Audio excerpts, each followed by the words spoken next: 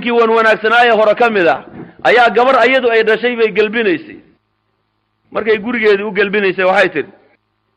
gabadheedii bay la hadlaysay waxay tiri hooyo gurigii aad ku soo kortay waad ka tagtay oo inta kula soo ekaato taqaanay guri aada aqoonin iyo qof saaxiib oo aada garanayno hadda isugu kiin hor aad u tagi doontaa fakuni lahu ardan yakun laka samaa qofka aad markaad u tagto kuni lahu ardan dhul u noqo dhulka isu dhig yakun laka samaa samu ku noqonaya adigana wixii xun oo dhan buu ka xijaabaya fakuni lahu mihadan gogol u noqo yakun laka imaadan tir buu ku noqon hadaa ninkaaga gogol u noqoto asaguna tir buu ku noqon oo tirku waa cuskiinade وكوني له أمة يكون لك عبدا نينكاغا أدون النقو أدون بوكو نقونا يابي كتر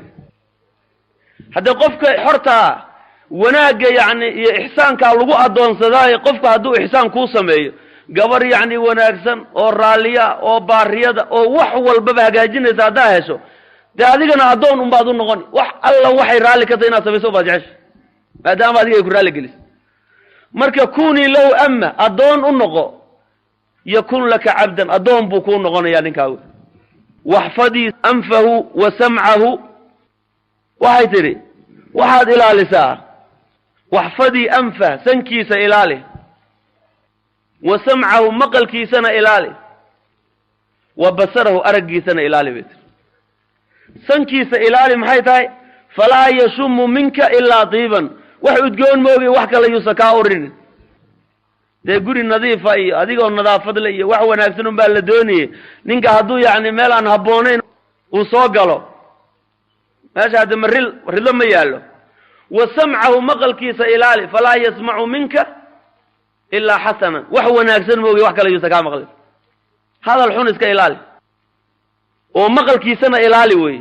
wax yuuna ka maqlay ishiisana ilaali oo فلا يرى منك إلا جميلا وحقروح بين مو وحكلا يوسف قارك قبر تربية سنة وقري هو يدد بس لا الله قصوا وذي محاضر ملي هذا كوتي ماد تيالو خير كايدو كل يبان الله يدنوي مركا حقوق ذي واجباتك يعني دومرك يرجع يقول لي هاي قد شدوا الله وافجيه ربنا هب لنا من أزواجنا وذرياتنا قرة أعين واجعلنا للمتقين إماما اللهم أرنا الحق حقا وارزقنا اتباعه وأرنا الباطل باطلا وارزقنا اجتنابه أقول قولي هذا واستغفر الله لي ولكم السلام عليكم ورحمة الله وبركاته.